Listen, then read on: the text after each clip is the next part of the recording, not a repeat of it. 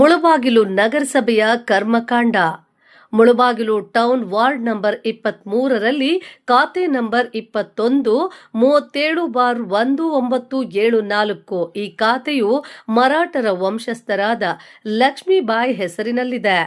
ಮೂಲ ದಾಖಲೆಗಳು ಸಹ ಲಕ್ಷ್ಮೀಬಾಯಿ ಹೆಸರಿನಲ್ಲಿದೆ.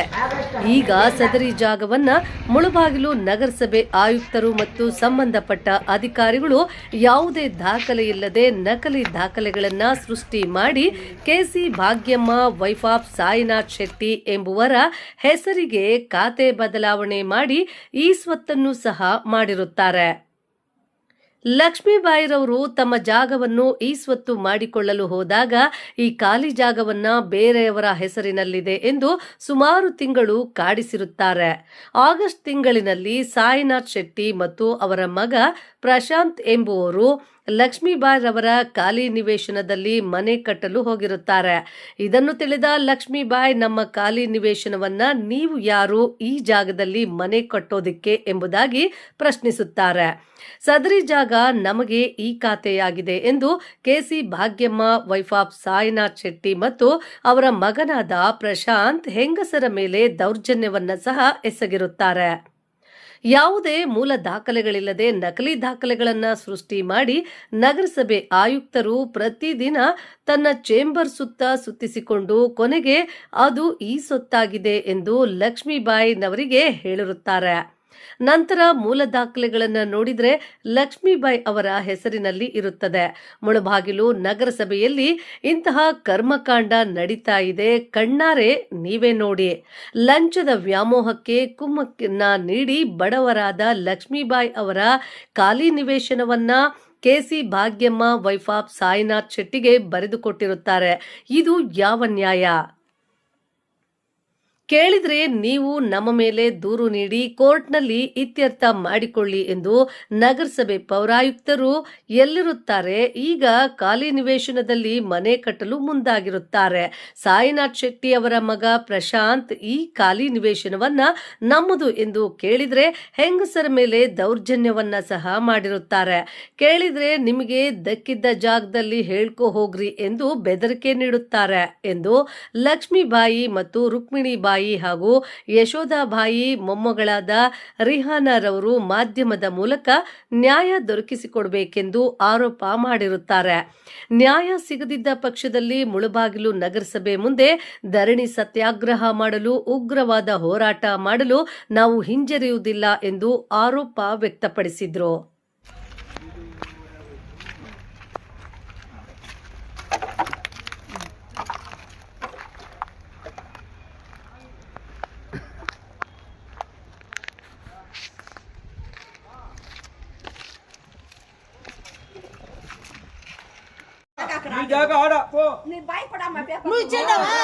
Kamu-sama.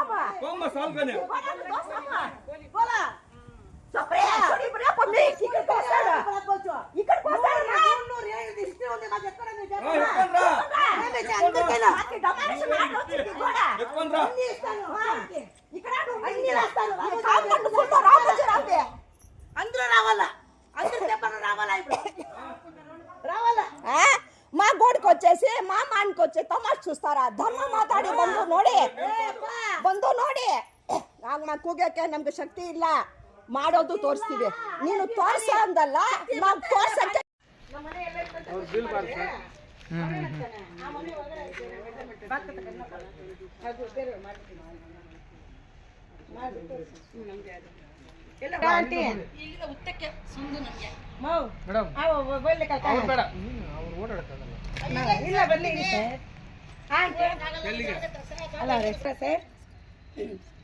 ಸರ್, ನಾವು ಮುಳಬಾಗಿಲಿನ ಕಾಯಂ ನಿವಾಸಿಗಳು. ತುಂಬ ಹಳೆಯ ಕಾಲದಿಂದ ಅಂದರೆ ಸುಮಾರು 5 ಜನರೇಷನಿಂದ ನಾವು ಇಲ್ಲಿ ವಾಸವಾಗಿರುವಂತಹ ಫ್ಯಾಮಿಲಿ ನಮ್ಮದು.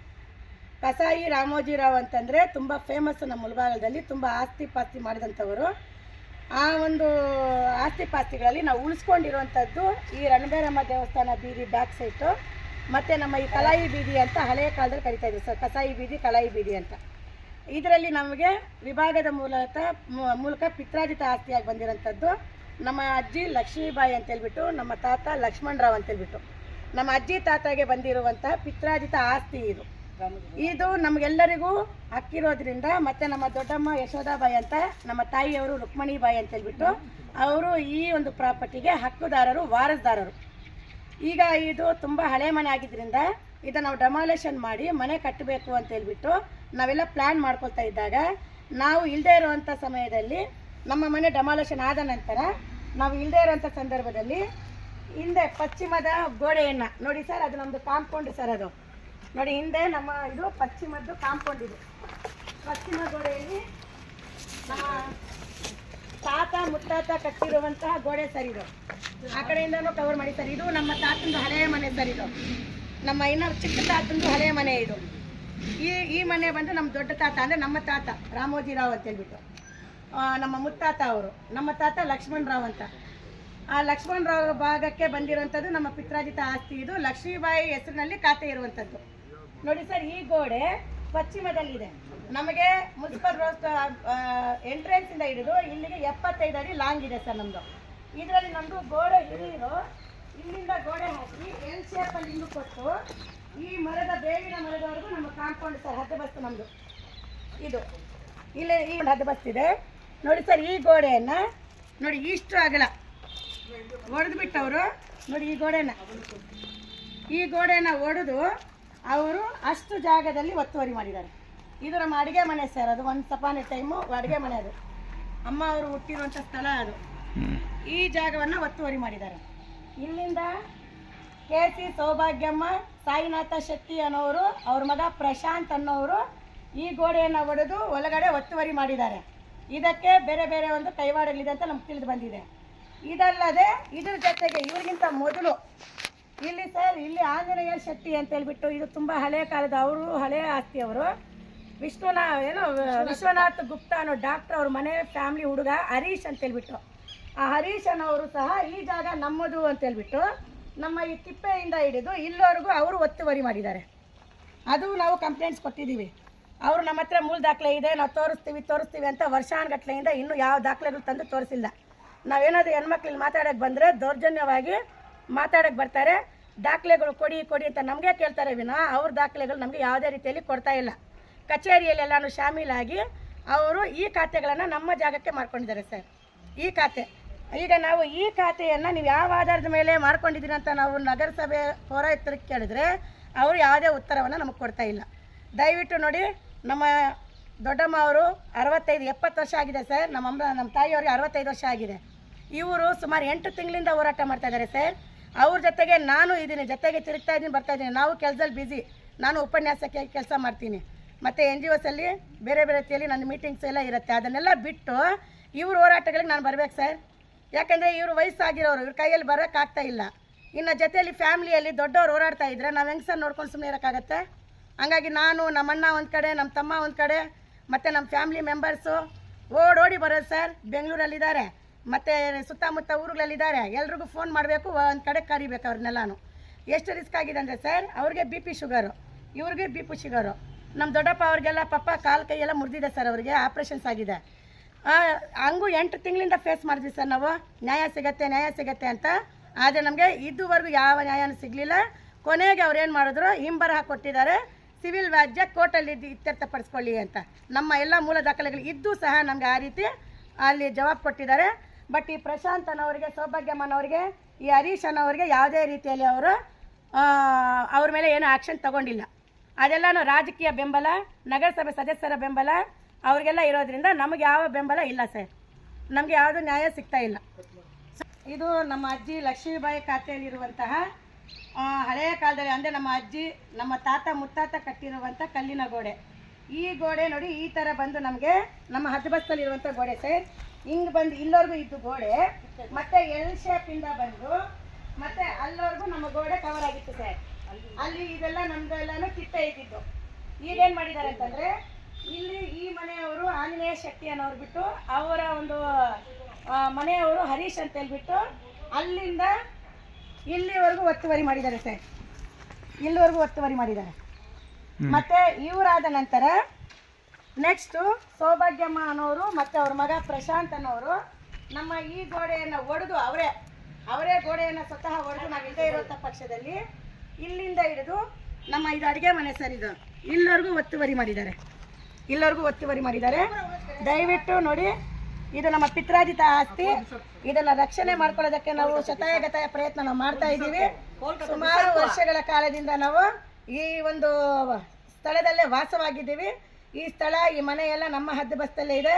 ಸುತ್ತಮುತ್ತ ಯಾರು ಕೇಳಿದ್ರು ಸಹ ನಮ್ಮ ಅಡ್ರೆಸ್ಸು ಮತ್ತು ನಮ್ಮ ವಂಶದ ಒಂದು ಹೆಸರನ್ನು ಹೇಳುವಂಥವರು ತುಂಬ ಚಿರಪರಿಚಿತರು ನಾವು ಮುಳಬಾಗಿಲಲ್ಲಿ. ಹಾಗಾಗಿ ದಯವಿಟ್ಟು ಪೌರಾಯುಕ್ತರು ಮತ್ತು ನಮ್ಮ ಒಂದು ಸಂಬಂಧಪಟ್ಟ ಅಧಿಕಾರಿಗಳು ಯಾರಿದ್ದೀರಾ, ದಯವಿಟ್ಟು ಬಂದು ನಮ್ಮ ಜಾಗವನ್ನು ನಮಗೆ ನೀವು ಪರಿಶೀಲನೆ ಮಾಡಿ ನಮ್ಮ ಜಾಗ ನಮಗೆ ಹದ್ದುಬಸ್ತು ಮಾಡಿಕೊಡ್ಬೇಕಾಗಿ ವಿನಂತಿಸ್ಕೊಳ್ತಾ ಇದ್ದೀನಿ ಸರ್. ದಯವಿಟ್ಟು ನ್ಯಾಯವನ್ನು ಕೊಡಿ. ರಣಬೇರಮ್ಮ ದೇವಸ್ಥಾನ ಬೀದಿಯಲ್ಲಿ ಸುಮಾರು 5 ಜನರೇಷನ್ ಇಂದ ಇರುವಂತ ನಮ್ಮ ಹಳೆ ಮನೆ. ಸುಮಾರು ನಮ್ಮ ತಾತ ಅವರಪ್ಪ ಮತ್ತೆ ನಮ್ಮ ತಾಯಿ, ನಮ್ಮ ಚಿಕ್ಕಮ್ಮ, ದೊಡ್ಡಮ್ಮ ಮತ್ತೆ ಮಾವಂದ್ರೆಲ್ಲ ಹುಟ್ಟಿರುವಂತ ಮನೆ. ನಮಗೆ ರೆಕಾರ್ಡ್ಸ್ ಸುಮಾರು 1872ನೇ ಇಸ್ವಿಯಿಂದ ರೆಕಾರ್ಡ್ಸ್ ಇದೆ ನಮ್ಮಲ್ಲಿ. ಬಟ್ ಆಗಿನ ಕಾಲದಲ್ಲಿ ರಿಜಿಸ್ಟ್ರೇಷನ್ಸ್ ಎಲ್ಲ ಇರ್ಲಿಲ್ಲ ಅಂತ ಹೇಳ್ಬಿಟ್ಟು ನಮ್ಮ ತಾತ ಅವರೆಲ್ಲಾನು ಅಣ್ಣ ತಮ್ಮಂದ್ರು ಸೇರಿ ವಿಭಾಗ ಪತ್ರಗಳನ್ನ 67, 68 ಅಲ್ಲಿ ಮಾಡ್ಕೊಂಡಿದ್ದಾರೆ. ಅದರಲ್ಲಿ ಚಕ್ಬಂದಿ ಕರೆಕ್ಟ್ ಆಗಿ ಅವರು 4 ದಿಕ್ಕಲ್ಲಿ ಯಾರಿದ್ದಾರೆ ಅಂತ ತೋರಿಸಿದ್ದಾರೆ ನಮ್ಗೆ, ನಮ್ಮ ಚಕ್ಬಂದಿಯಲ್ಲಿ ಯಾರಿದ್ದಾರೆ ಅಂತ ಹೇಳ್ಬಿಟ್ಟು. ಆ ಚಕ್ಬಂದಿಯಲ್ಲಿ ನಮ್ಗೆ ಪತ್ರದಲ್ಲಿ ಹೆಂಚಿನ ಮನೆ, ತಿಪ್ಪೆ ಮತ್ತೆ ದಾರಿ, ಓಡಾಡಕ ಅಂತಿರುವಂತ ದಾರಿ, ತಿಪ್ಪೆ ಮತ್ತೆ ಬಚ್ಚಲ ಮನೆ, ಹೆಂಚಿನ ಮನೆ ಅಂತ ಮೆನ್ಷನ್ ಮಾಡಿದ್ದಾರೆ. ಮತ್ತೆ ಮನೆ ಪಕ್ಕದಲ್ಲಿ ಖಾಲಿ ನಿವೇಶನ, ನಮ್ಮ ಪಶ್ಚಿಮ ಭಾಗದಲ್ಲಿ ಮನೆ ಪಕ್ಕದ್ದು ಖಾಲಿ ನಿವೇಶನ ನಮ್ಮದು ಅಂತ ಮಾಡಿದ್ದಾರೆ. ಈಗ ಆ ಖಾಲಿ ನಿವೇಶನ ಪ್ರೆಸೆಂಟ್ ಇದುವರೆಗೂ ಸಹ ಅದು ನಮ್ಮ ಹದ್ಬಸ್ತಲ್ಲೇ ಇದೆ. ಪ್ರೆಸೆಂಟ್ ನಾವು ಮನೆಯಲ್ಲೇ ಇದೀವಿ. ಈಗ ನಾವು ಅಕ್ಕ ತಂಗಿರು ಮತ್ತೆ ಚಿಕ್ಕಮ್ಮ, ದೊಡ್ಡಮ್ಮ, ನಮ್ಮಮ್ಮ ಅವರೆಲ್ಲ ಸೇರಿ ಮನೆ ಕಟ್ಕೋಬೇಕು ಅಂತ ಹೇಳ್ಬಿಟ್ಟು 2020ರಲ್ಲಿ ಆ ಒಂದು ಹಳೆ ಮನೆ ಮಳೆಗೆ ಕುಸಿದು ಬಿದ್ದಿದ್ರಿಂದ ನಾವು ಅದನ್ನ ಡೆಮಾಲೇಷನ್ ಮಾಡಿದೀವಿ. ಡೆಮಾಲೇಷನ್ ಮಾಡಿ ನಾವೆಲ್ಲ ನಿರ್ಧಾರ ತಗೊಳ್ತಾ ಇದೀವಿ. ಪಾವತಿ ವಾರಸದಾರ ಖಾತೆಯನ್ನ ಬದಲಾಯಿಸ್ಕೋಬೇಕು ಅಂತ ಹೇಳ್ಬಿಟ್ಟು ಅರ್ಜಿ ಸಹ ನಾವು ನಮ್ಮ ನಗರಸಭೆಯಲ್ಲಿ ಕೊಟ್ಟಿದ್ದೀವಿ. ಅದಕ್ಕೆ ಯಾವುದೇ ರೀತಿಯಲ್ಲಿ ನಮ್ಗೆ ಉತ್ತರ ಬರ್ಲಿಲ್ಲ. ಬಟ್ ನಾವು ಆ ಅರ್ಜಿಗಳೆಲ್ಲಾನು ನೀಟಾಗಿ ನಾವು ತಂದು ಕೊಟ್ಟಿದ್ದೀವಿ ಸರ್. ಬಟ್ ಈಗೇನಾಗಿದೆ ಅಂತಂದ್ರೆ ನಮ್ಮ ಪಶ್ಚಿಮ ಭಾಗದಲ್ಲಿರುವಂತಹ ಸೌಭಾಗ್ಯಮ್ಮ ಮತ್ತೆ ಸಾಯಿನಾಥ್ ಶೆಟ್ಟಿ ಅನ್ನೋರು ನಮ್ಮ ಪಶ್ಚಿಮ ಭಾಗದಲ್ಲಿರುವಂತಹ ಗೋಡೆಯನ್ನ, ಕಾಂಪೌಂಡ್ ಗೋಡೆಯನ್ನ ಒಡೆದು ಆಗಸ್ಟ್ 13-14ನೇ ತಾರೀಕಲ್ಲಿ ನಮಗೆ ಗೊತ್ತಾಗಿದ್ದು. ಆಗಸ್ಟ್ 14ನೇ ತಾರೀಕು ಸರ್ ನೈಟ್ ಗೊತ್ತಾಗಿದ್ದು ನಮ್ಗೆ. 2025 ಆಗಸ್ಟ್ ನೈಟ್ ನಮ್ಗೆ ಗೊತ್ತಾಗಿದ್ದು ನಮ್ಮ ಕಾಂಪೌಂಡ್ ಅನ್ನ ಹೊಡೆದಿದ್ದಾರೆ ಅಂತ ಹೇಳ್ಬಿಟ್ಟು. ಹಾಗಾಗಿ ನಾವೇನ್ ಮಾಡಿದ್ವಿ, ಮಾನ್ಯ ದಿವಸ ಬೆಳಗ್ಗೆನೆ ಹೋಗಿ ನೋಡಿದಾಗ ಇಡೀ ನಮ್ಮ ಕಾಂಪೌಂಡ್ ಸುಮಾರು 100-150 ವರ್ಷಗಳ ಹಿಂದೆ ಕಟ್ಟಿರುವಂತ ಕಾಂಪೌಂಡ್ ಅನ್ನ ಆ ಕಾಂಪೌಂಡ್ ಹೊಡೆದು ನಮ್ಮ ಖಾಲಿ ನಿವೇಶನವನ್ನ ಒತ್ತುವರಿ ಮಾಡಿಕೊಂಡು ಅವರು ಕಟ್ಟಡವನ್ನ ಪ್ರಾರಂಭ ಮಾಡಿದ್ದಾರೆ. ಅದನ್ನ ನಾವು ಅಪೋಸ್ ಮಾಡಿ ನಾವು ನಮ್ಮ ನಗರಸಭೆ ಕಮಿಷನರು ಶ್ರೀಧರ್ ಸರ್ ಇದ್ರು, ಅವ್ರ ತಂದು ಅರ್ಜಿ ಕೊಟ್ಟಿದೀವಿ. ಅದನ್ನ ವಿಚಾರ ಮಾಡ್ತೀವಿ ಅಂತಂದ್ರು. ನಮ್ಗೆ ಯಾವುದೇ ರೆಸ್ಪಾನ್ಸ್ ಕೊಡ್ಲಿಲ್ಲ. ಪೊಲೀಸ್ ಸ್ಟೇಷನ್ ಕಂಪ್ಲೇಂಟ್ ಕೊಟ್ವಿ. ಬೇರೆ ಅಧಿಕಾರಿಗಳೆಲ್ಲ ನಾವು ಸಂಪರ್ಕ ಮಾಡಿದ್ವಿ. ನಮ್ಗೆ ಅವರು ಕೊಟ್ಟಂತಹ ಸಲಹೆಗಳ ಮೇರೆಗೆ ನಾವು 8 ತಿಂಗಳು ನಾವು ವೆಯ್ಟ್ ಮಾಡಿದ್ವಿ. ಅವ್ರಿಗೆ ನಮ್ಮ ಜಾಗವನ್ನ ಈ ಖಾತೆ ಮಾಡ್ಕೊಟ್ಟಿದ್ದಾರೆ. ಈ ಖಾತೆ ಯಾವ ದಾಖಲೆಯಲ್ಲಿ ಮಾಡಿದೀರಾ ಅಂತ ನಾವು ಪ್ರಶ್ನೆ ಕೇಳ್ತಾ ಇದ್ದೀವಿ. ಸಾರ್ ಅವರು ಅವ್ರಿಗೆ ಮೂಲ ದಾಖಲೆನೇ ಇಲ್ಲ, ನಮ್ಮ ದಾಖಲೆಗಳನ್ನ ನಾವು ಕೊಟ್ಟಿದೀವಿ ನಾವು. ಹಾಗಾಗಿ ನಮ್ಮ ದಾಖಲೆ ಜೊತೆಗೆ ಅವ್ರ ದಾಖಲೆ ಪರಿಶೀಲನೆ ಮಾಡಿ ಅಂತ ಹೇಳಿದಾಗ ಅವರು ನಮ್ಗೆ ಯಾವುದೇ ರೀತಿಯಲ್ಲಿ ರೆಸ್ಪಾನ್ಸ್ ಕೊಟ್ಟಿಲ್ಲ. ಈಗ ಅವರಿಗೆ ಮನೆ ಕಟ್ಟೋದಕ್ಕೆ ಪ್ಲಾನ್ ಕೊಟ್ಟಿದ್ದಾರೆ, ಮತ್ತೆ ಮನೆ ಕಟ್ಟೋದಕ್ಕೆ ಲೈಸೆನ್ಸ್ ಕೊಟ್ಟಿದ್ದಾರೆ. ಮತ್ತೆ ನಮ್ಮ ಜಾಗಕ್ಕೆ ನಾವು ಹೋದಾಗ ನಮ್ಮ ಮೇಲೆ ಗಲಾಟೆ ಮಾಡಕ್ ಜನ ಬರ್ತಾ ಇದ್ದಾರೆ. ಸರ್ ನಮ್ದು ಸರ್ವೆ ನಂಬರ್ ಇಲ್ಲ, ಅದು ಟೌನ್ ಲಿಮಿಟ್ ಅಲ್ಲಿ ಬಂದಿರೋಂಥದ್ದು ಖಾತೆ ನಂಬರ್, ಅಸೆಸ್ಮೆಂಟ್ ನಂಬರ್ಸ್ ಇದೆ. ಆಗಿನ 78, 76 ಮತ್ತೆ 75 ಅಲ್ಲೆಲ್ಲ ರೆಕಾರ್ಡ್ಸ್ ಇಲ್ಲಿದೆ ಖಾತೆಯಲ್ಲಿ. ಮತ್ತೆ ಅದಕ್ಕಿಂತ ಮೊದಲು ಪಂಚಾಯತಿಗಳಿದ್ದೀವಿ ಸರ್. ಅವಾಗೆಲ್ಲ ರೈಟಿಂಗ್ಸ್ ಎಲ್ಲ ಬೇರೆ ರೀತಿಯಲ್ಲಿ ಬರ್ಕೊಂಡಿದ್ದಾರೆ. ಈಗ ನಮ್ಗೇನಪ್ಪಾ ಅಂತಂದ್ರೆ ಆ ಟೈಮಲ್ಲೇ 67 ಅಲ್ಲೇ ನಮ್ಮ ತಾತ ಅವ್ರು ತಂದು ಇಲ್ಲಿ ಸೇರ್ಸಿದ್ದಾರೆ. ನಮಗೆ ಲಾಂಗ್ ಬಂದು 75 ಇದೆ. ಆ 75 ಅಲ್ಲಿ ಬೇರೆಯವರು ಒತ್ತುವರಿ ಮಾಡ್ಕೊಂಡು ಪಶ್ಚಿಮ ದಿಕ್ಕಿಂದ ನಮ್ಗೆ ಬಂದು ಒತ್ತುವರಿ ಮಾಡ್ಕೊಂಡು ತೊಂದರೆ ಕೊಡ್ತಾ ಇರೋದು. ಅದಕ್ಕೆ ನಮ್ಗೆ ಯಾವುದೇ ಅಧಿಕಾರಿಗಳು ನಮ್ಗೆ ಸಹಾಯ ಮಾಡ್ತಾ ಇಲ್ಲ. ಈಗ ಹೊಸದಾಗಿ ಬಂದಿರುವಂತ ನಮ್ಮ RO ಸರ್ ಮತ್ತೆ ಕಮಿಷನರ್ ಸರ್ ಅವ್ರಿಗೆ ಆ ಮ್ಯಾಟ್ರ್ ಗೊತ್ತಿಲ್ಲ. ನಾವು ಬಂದು ಅವ್ರಿಗೆ ಎಕ್ಸ್ಪ್ಲೇನ್ ಮಾಡಿದೀವಿ. ಈ ಹಿಂದೆ ಅಧಿಕಾರಿಗಳು ಇದ್ದಂತವರೆಲ್ಲ ಹಿಂಗೆಲ್ಲ ಮಾಡಿದ್ದಾರೆ ಸರ್, ದಯವಿಟ್ಟು ನಮ್ಗೆ ಅನುಕೂಲ ಮಾಡ್ಕೊಡಿ ಅಂತ.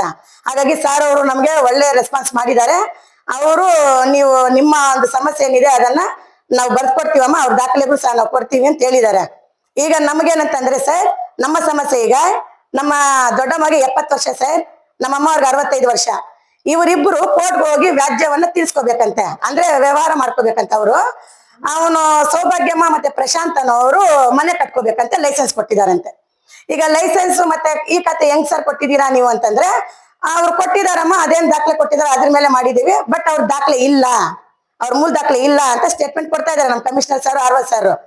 ಬಟ್ ಮೂಲ ದಾಖಲೆಗಳು ಇಲ್ಲದೆ ಇದ್ದಾಗ ನೀವು ಪ್ಲಾನಿಂಗ್ ಹೆಂಗ್ ಕೊಟ್ರಿ, ಮನೆ ಹೆಂಗ್ ಕಟ್ಟಕ್ಕೆ ಲೈಸೆನ್ಸ್ ಕೊಟ್ರಿ, ಈ ಖಾತೆ ಹೆಂಗ್ ಮಾಡಿದ್ರಿ? ನಾವು ಪೊಸಿಷನ್ ಅಲ್ಲಿ ನಾವಿದೀವಿ, ಅದಕ್ಕೆ ದಯವಿಟ್ಟು ನಮ್ಗೆ ನ್ಯಾಯವನ್ನ ಕೊಡಿಸ್ಬೇಕು. ನ್ಯಾಯ ಕೊಡಕ್ಕಾಗಿಲ್ಲ ಅಂತಂದ್ರೆ ನಾವು ಮುಂದೆ ನಗರಸಭೆ ಮುಂದೆ ಧರಣಿಯನ್ನ ಕೂತ್ಕೊಳ್ತೀವಿ. ಆರೋಪ ಮಾಡಿದ್ದಾರೆ, ನಿಮ್ಮ ಒಂದು ಹೇಳಿಕೆ ಏನಿದೆ ಸರ್? 23ನೇ ವಾರ್ಡಿಂದ ನಮ್ಗೆ ಒಂದು ಅರ್ಜಿ ಬಂದಿದೆ, ನಿನ್ನೆ ಕೂಡ ಬಂದಿತ್ತು ಇವರು. ಅದನ್ನ ನಾನು ಮೇಲ್ನೋಟಕ್ಕೆ ದಾಖಲೆಗಳನ್ನ ಪರಿಶೀಲನೆ ಮಾಡಿದಾಗ ಒಂದೇ ಸೊತ್ತಿಗೆ ಇಬ್ಬರ ಹೆಸರಲ್ಲೂ ಕೂಡ ನಮ್ಮಲ್ಲಿ ಖಾತೆ ಆಗಿರ್ತಕ್ಕಂಥ ಕಂಡು ಬಂದಿರುತ್ತೆ. ಈ ಖಾತೆ ಆಗಿರ್ತಕ್ಕಂಥ ದಾಖಲೆ ಆದಾದ್ಮೇಲೆ ನಗರಸಭೆಯಲ್ಲಿ ಅವ್ರು ಲೈಸೆನ್ಸ್ ಕೊಟ್ಟಿದ್ದಾರೆ, ಅದರಂತೆ ಅವ್ರು ಮನೆ ಕಟ್ತಾ ಇದ್ದಾರೆ. ಅವರಲ್ಲೂ ದಾಖಲೆ ಇದೆ, ಇವರಲ್ಲೂ ದಾಖಲೆ ಇದೆ. ಇಂಥವು ನಾವು ಸಾಮಾನ್ಯವಾಗಿ ಈ ಖಾತೆಗಳಲ್ಲಿ ಕಂಡು ಬರುತ್ತೆ. ಅದನ್ನ ಮೂಲ ದಾಖಲೆಗಳೇನಿದೆಯೋ ಅದನ್ನ ಪರಿಶೀಲನೆ ಮಾಡಿ ಸಿವಿಲ್ ಸ್ವರೂಪದ ಒಂದು ವ್ಯಾಜ್ಯ ಆಗಿರೋದ್ರಿಂದ ಇಲ್ಲಿ ನ್ಯಾಯಾಲಯದಲ್ಲಿ ಬಗೆಹರಿಸ್ಕೊಡ್ಬೇಕಂತೇಳಿ ಅವ್ರಿಗೆ ಹೇಳಿದ್ದೀನಿ. ಇದು ಅವ್ರ ವ್ಯಾಜ್ಯ ಏನಿದೆಯೋ ಕಾನೂನುಬದ್ಧವಾಗಿ ಸಿವಿಲ್ ಕೋರ್ಟ್ ಅಲ್ಲಿ ಇತ್ಯರ್ಥಪಡಿಸ್ಕೊಳ್ಳೋದು ಸೂಕ್ತ ಆಗುತ್ತೆ. ಮೂಲ ದಾಖಲೆ ಯಾರಿದೆ ಸರ್? ಮೂಲ ದಾಖಲೆ ಅಂದ್ರೆ ಅವ್ರು ಏನು ಇವ್ರು ಹೊಂದಿದ್ದಾರೆ, ಇವ್ರು ಅರ್ಜಿದಾರರು ಮತ್ತೆ ಆ ಖಾತೆ ಇಬ್ರು ಖಾತೆದಾರ ಏನು ಹೊಂದಿದ್ದಾರೆ, ರೈಟ್ಸ್ ಏನಿದೆ, ಆ ಸ್ವತ್ತಿನಲ್ಲಿ ಅವ್ರಿಗೆ ಏನ್ ಹಕ್ಕಿದೆ ಅನ್ನೋದನ್ನ ನ್ಯಾಯಾಲಯದಲ್ಲಿ ಸಮರ್ಥನೆ ಮಾಡ್ಕೋಬೇಕು. ಅವರು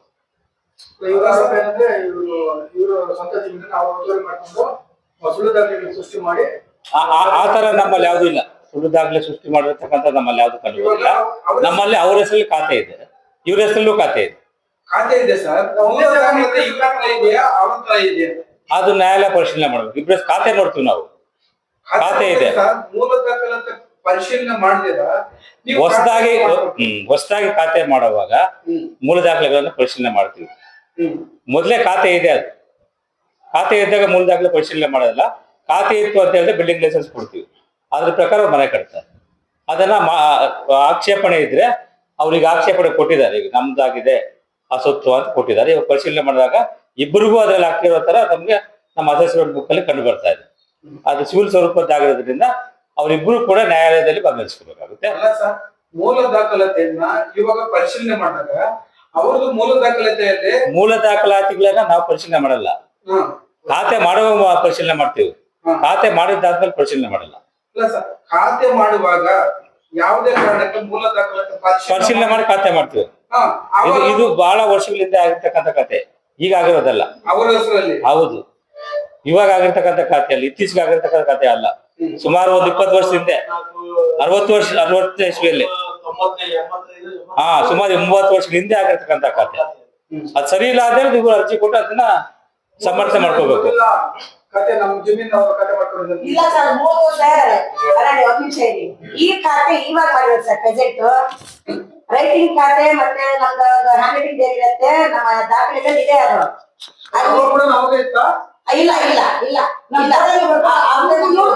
ಅವರು ನಮ್ಮ ಪಿಟ್ಟಾಗಿದ್ದ ಆಸ್ತಿನ ಅವ್ರು ಹೊಡ್ಕೊಂಡು ಬಂದಿರೋದು, ಮುಂದೆ ಕಾಪಾಡ್ಬೋಡೆ. ಈ ಖಾತೆ ಮಾಡಿಲ್ಲ ಅವಾಗ. ಈ ಖಾತೆ ಇವಾಗಲ್ಲ ಸರ್ ಬಂದಿರೋದು, ಎಲೆಕ್ಟ್ರಾನಿಕ್ಸ್. ಅದೆಲ್ಲ ನಾವ್ ಇವಾಗ ಎಲೆಕ್ಟ್ರಾನಿಕ್ ಖಾತೆ ಮಾಡ್ಬೇಕಂದ್ರೆ ನಿಮ್ಮ ದಾಖಲೆ ತಗೋಬೇಕು ಅಧಿಕಾರಿಗಳು. ಈ ಖಾತೆ ಇವಾಗ ಯಾವ ದಾಖಲೆ ಇಲ್ಲ ಅಂತ ಮಾಡ್ತಾರೆ ಸರ್, ಮೂಲ ದಾಖಲೆ ಕೊಡ್ಬೇಕು ತಾನೆ. ಹಳೆ ಖಾತೆ ಇವಾಗ ನಾನು ಕೊಡ್ತೀನಿ, ಇವಾಗ ನಮ್ದು ಹಳೆ ಖಾತೆ ಸರ್ ಅಂತ ಮಾಡ್ಕೊಡ್ತೀರಾ ನೀವು? ನಮ್ಮಲ್ಲಿ